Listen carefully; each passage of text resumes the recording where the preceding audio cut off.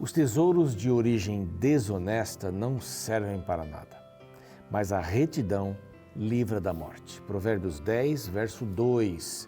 Esse é um verso muito interessante para a gente abrir aqui o nosso programa de hoje, porque ele diz que tudo aquilo que a gente guarda, consegue dinheiro de maneira desonesta, não serve para nada. Bom, serve sim, eu vou poder trocar o carro, vou poder viajar e tal, mas não serve para nada, porque o fim, o objetivo desta vida não é vivê-la aqui, mas passar por aqui e nos preparar para a vida que é muito melhor do que essa.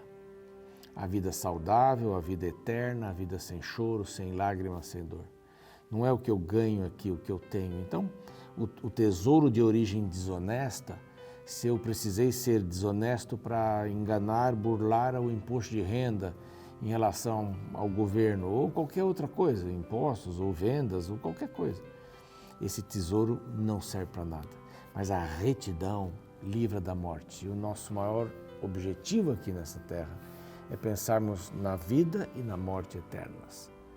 E Deus quer que você tenha a vida eterna. Este é o programa Revivados por Sua Palavra aqui da TV Novo Tempo. Estamos felizes, estamos estudando o primeiro livro de Samuel já, vamos para o capítulo 4 hoje, esse capítulo que fala sobre a arca de Deus e tal. Só que do capítulo 4 até o capítulo 6 aparece 30 vezes a palavra arca. Então ela vai ser muito citada aqui nesse pedacinho interessante da Bíblia.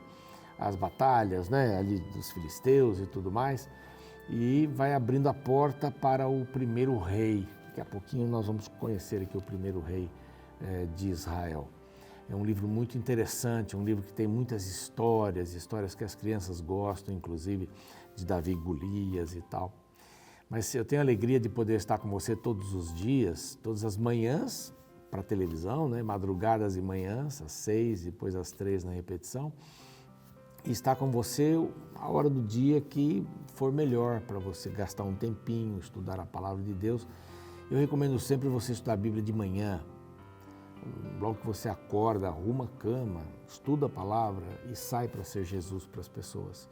Então reserve este momento especial do dia, porque você vai guardar as coisas. E tem uma coisa interessante, se você não programar o seu dia com Deus, o outro lá, o concorrente, vai e tem já um programa para você seguir. Então é melhor buscar a Deus pela manhã.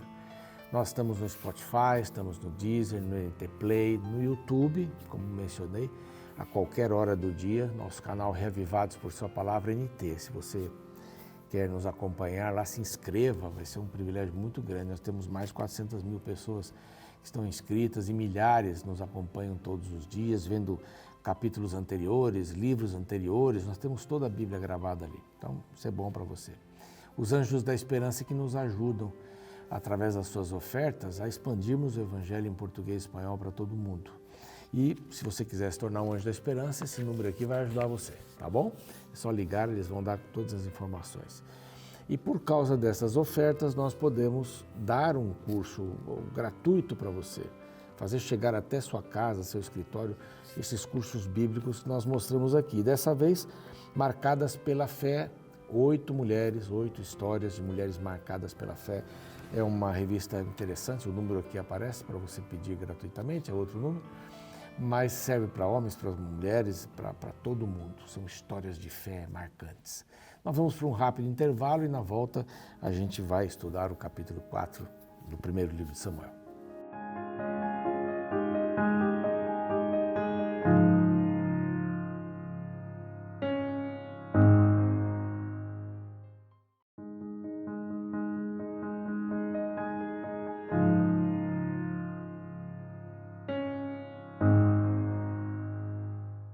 Muito bem, já estamos de volta e agora o capítulo 4. Vamos dar uma passadinha no capítulo 4 do primeiro livro, aliás, de Samuel.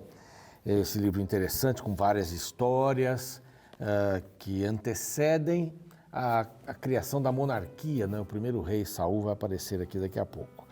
Mas agora nós temos uma batalha entre os filisteus e o povo de Israel. Os filisteus, eles apoquentaram a vida do povo de Israel. A terra deles ficava bem próxima aí ao mar, né? Margeava o mar Egeu. E essa era uma área que Judá e outros tinham que ter avançado e conquistado, mas eles nunca conseguiram fazer isso, a não ser nos dias de Davi, Saul também, mas Davi, ele encurralou os filisteus. Mas o povo de Israel sofreu demais com eles. Eles tomavam as cidades, os seus impostos, colheita, e todas essas coisas, e colocavam um medo tremendo no povo. Um medo, assim, terrível. E aqui a gente geralmente tem aí uma luta e outra, e essa aqui é uma coisa muito interessante. Eles ganharam a batalha, mas perderam.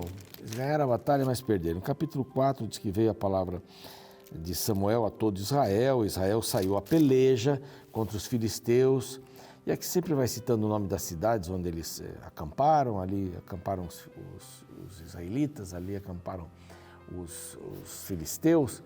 E essa era mais ou menos o tipo de guerra, né? Um ficava de um lado, outro ficava de outro, eles iam para a batalha, voltavam e assim por diante, né? E eles disputaram esta batalha com o povo de Israel e morreram 4.000 israelitas. Houve muita tristeza, o povo ficou muito triste pela morte desses 4.000 israelitas e então eles fizeram um pedido que foi um erro brutal. No verso 3 diz, voltando o povo ao arraial, disseram os anciãos de Israel, por que nos feriu o Senhor hoje diante dos filisteus? Por quê? Deus disse para a gente ir para a batalha. E por que o Senhor feriu? E aí vem um pedido tolo, completamente errado. Vamos trazer a arca da aliança de Siló. Vamos trazer a arca. E aí acontece uma porção de erros, uma sucessão de erros. Vamos trazer a arca, tá? Quem é que vai se responsabilizar pela arca? Ofni e Finéias, filhos de Eli, os filhos maus de Eli, que abusavam das moças que trabalhavam ali na frente do templo, que abusavam também daqueles que iam levar suas ofertas. Eles enfiavam um tridente, pegavam um monte de carne para eles mesmos, pegavam carne crua porque a quantidade vinha maior quando eles iam oferecer ali a gordura no altar. Então eles eram terríveis, mentiam e o pai nunca teve controle sobre eles totalmente. Então eles vão ser os responsáveis. Primeiro os anciãos erraram, vamos trazer a arca para cá. A presença do Senhor era a arca. E depois disso, na realidade, mesmo quando a arca voltou, ela ficou, não havia um tabernáculo, ela ficava numa cidade, noutra e tal, até que Salomão trouxe tudo para Jerusalém, construiu o templo, e ali a presença do Senhor voltou a brilhar. Olha quanto tempo. Né? Passou Samuel, Davi, Salomão como reis de Israel. Então foi um momento de um erro assim enorme, brutal. Vamos trazer a arca para que ela nos traga sorte da vitória. E foi a pior coisa do mundo. Primeiro, os 2 filhos de Eli estavam ali com a arca da aliança. Eles entraram no Santíssimo para buscar a arca da aliança. Eles violaram um dos princípios básicos que só o sumo sacerdote poderia entrar ali. Eli não proibiu que os filhos levassem a arca. Ele já estava cego, velho, com 98 anos nessa ocasião. Então já não tinha mais forças, os filhos é que mandavam. Então esses vários erros custaram caro para Israel. Bom, a arca veio, o povo ficou feliz da vida, começaram a gritar. Isso trouxe um medinho para os filisteus, eles ficaram temerosos. E começaram a dizer entre eles, bom, agora estamos perdidos. Estamos perdidos, né? Quem vai nos livrar das mãos dos israelitas? O Egito não pôde com eles. Todo mundo sabia essa história do Egito. Todos repetiam e várias vezes essa história volta aqui. Lá no Egito, Deus quando mencionava alguma coisa, ia dar uma bronca no povo de Israel, ele falava isso de novo, é o Egito, olha o Egito, eu tirei vocês do Egito, agora vocês não me querem mais. Quando eles pediram um rei, né? Daqui a pouquinho a gente vai ver isso. Mas o Egito, e aqui eles ficavam apavorados. Os deuses vieram ao arraial. Essa expressão vinda da boca de um filisteu é diferente da expressão se fosse dita pela boca de um israelita fiel. Os filisteus, aliás, as guerras naquela época eram dos soldados, mas vencia o Deus mais poderoso. Vencia o Deus mais poderoso. Então eles viram, bom, o Deus deles agora está entre eles, na arca. Na realidade, Deus está em todos os lugares, não exatamente num objeto, num lugar assim. Um outro grande erro foi eles pensarem que a arca podia ser um amuleto. Um amuleto. Eu mencionei uns dias atrás aí que muitas pessoas abrem a Bíblia e deixam lá na sala. Salmo 121, Salmo 91, o Senhor vai me livrar, o Senhor vai me proteger, tal. E para ele está bem, está feito. A minha relação com a Bíblia vira isso. É um amuleto. O que é um amuleto? Amuleto é para dar sorte. Por exemplo, o pé de coelho, né? Na virada do ano, dar 7 pulinhos na água lá, andar de branco, isso são amuletos. As pessoas acham que isso vai protegê-las de alguma coisa. Ou comer lentilha, né? No final do ano a pessoa come lentilha para ter sorte. Não, a vida não é feita disso. Não é um amuleto que vai me trazer um benefício ou outro. Aí tem técnicos, tem torcedores de futebol que tem que usar uma camisa X, colocar uma coisa assim, colocar um copo ali em cima, alguma coisa. Porque creem nesses amuletos que estes vão salvá-los. Os amuletos não salvam. O que salva é a palavra de Deus. A palavra aberta de Deus não tem quase nenhum significado. Eu só estou dizendo assim, bom, a palavra está me guardando aqui. A palavra para me guardar tem que estar aqui no meu coração, na minha mente. Eles achavam que a arca era um amuleto. Tiveram medo. Mas eles saíram com tanta vontade sobre Israel que o verso 10 diz: Israel foi derrotado. 30.000 mortos. Contando os 4.000 que já foram, 34.000 mortos. E uma coisa terrível aconteceu. Verso 11 diz: foi tomada a arca de Deus e mortos os 2 filhos de Eli.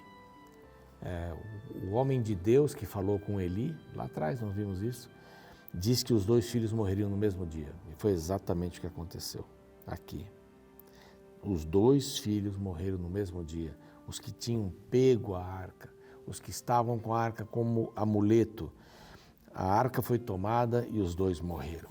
Uma coisa terrível aconteceu. Você imagina, Moisés faz o tabernáculo, vem a arca e tal, o Senhor enche de glória aquele local, o recinto do Santíssimo, e agora essa arca é levada. Olha, foi uma das piores coisas que aconteceu. Um dos homens da batalha saiu correndo para voltar, né, para a cidade, onde estava Eli, onde deveria estar a arca. Ele primeiro passou no povoado, avisou o povoado que a arca tinha sido tomada, o povo começou a gritar, a chorar e fazer um maior escândalo. Por que a arca foi tomada? Nós perdemos a batalha, 34.000 homens morreram. E depois de passar por este grupo grande, né, a população geral, ele foi até Eli. Eli estava ouvindo. Eli já estava cego. Eli já era bem idoso. Eli estava com 98 anos. Ele foi o penúltimo sacerdote e juiz, podemos dizer assim, do povo de Israel, antes de vir o primeiro rei. E ele queria notícias, por favor, me dê notícias dos meus filhos. Então, várias coisas ruins. Perdemos a batalha. A arca foi tomada e os seus 2 filhos morreram. Quando ele recebeu essa notícia, a gente não sabe exatamente, mas parece que a notícia da arca perdida era pior do que a notícia dos filhos mortos. Ele caiu para trás, sentado numa cadeira. Alguns acham que foi um ataque do coração, sei lá. Ele caiu para trás, bateu a cabeça, quebrou o pescoço e morreu.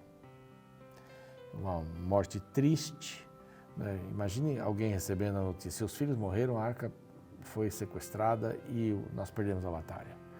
3 coisas grandes. Uma das suas noras, a mulher de Finéias, está aqui no verso 19, estava grávida.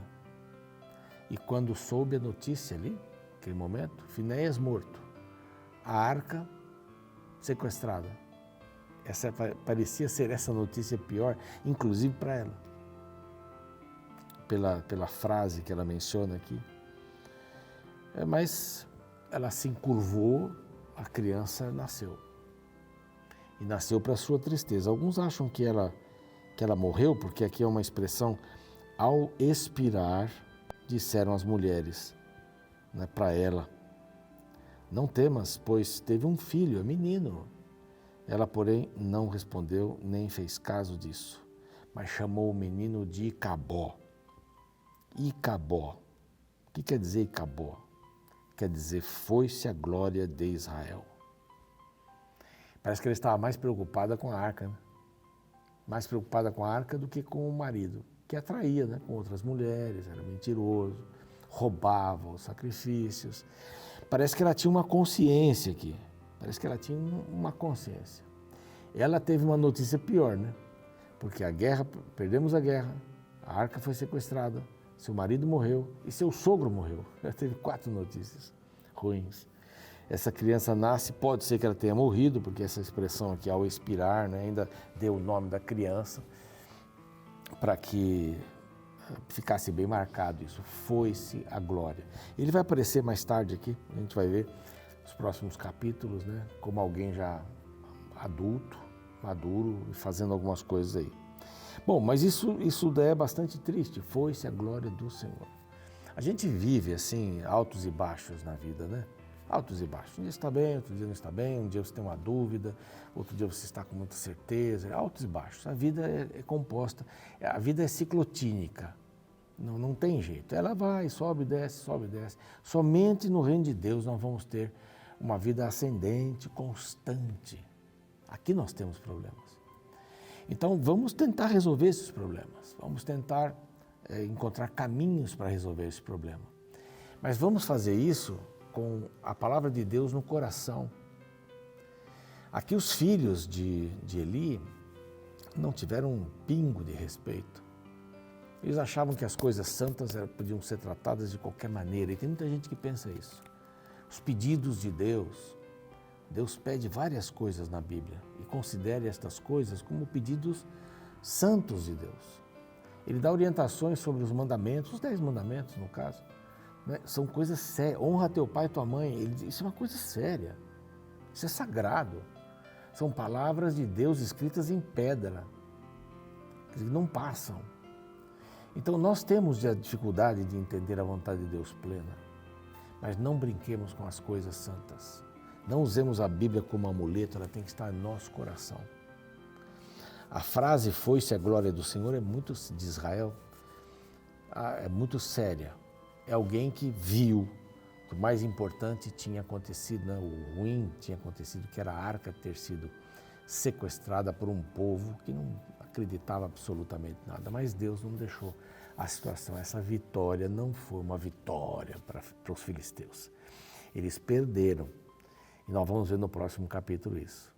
Vamos orar? Pai querido, nós te agradecemos pela palavra. E queremos viver pela palavra, por sua palavra. Queremos ser reavivados pela sua palavra, na certeza de que o Senhor fala conosco através dela e que os pedidos que o Senhor faz na Escritura são sérios, são importantes, são sagrados. Que não brinquemos com as coisas que são do Senhor. Aliás, que possamos levar a vida de uma forma alegre, gostosa, mas de uma forma séria, porque nós estamos nos preparando para uma vida por vir, para uma eternidade ou para a morte eterna. Dá-nos a bênção do discernimento em nome de Jesus. Amém. Bom, o programa segue, a gente fica por aqui. Amanhã, capítulo 5. Até lá. No capítulo 4 do livro de 1 Samuel, encontramos o povo de Israel em um cenário de guerra contra os filisteus. No primeiro confronto, Israel saiu perdedor com uma baixa de 4.000 soldados. Desesperados, eles recorreram à religião e pediram para que os 2 filhos de Eli, Hofni e Finéias, trouxessem a Arca da Aliança para a batalha. A arca era o símbolo da presença de Deus entre seu povo. Logo, o povo pensou que se estivesse perto da arca, estariam perto de Deus. Porém, tal associação era falsa. A arca era um símbolo que só tinha valor se Deus estivesse presente. O texto continua narrando que assim que a Arca da Aliança chegou, o povo se encheu de alegria. A partir do verso 5 lemos: Sucedeu que, vindo a Arca da Aliança do Senhor ao arraial, rompeu todo Israel em grandes brados, e ressoou a terra. Ouvindo os filisteus a voz do júbilo, disseram: Que voz de grande júbilo é esta no arraial dos hebreus? Então souberam que a Arca do Senhor era vinda ao arraial. Porém, as coisas não saíram como o povo esperava. Os filisteus venceram a guerra, levaram a arca e mataram cerca de 30.000 soldados israelitas. Dentre os mortos estavam os 2 filhos de Eli, Hofni e Finéias. Quando a notícia chegou em Israel, Eli caiu da cadeira e morreu.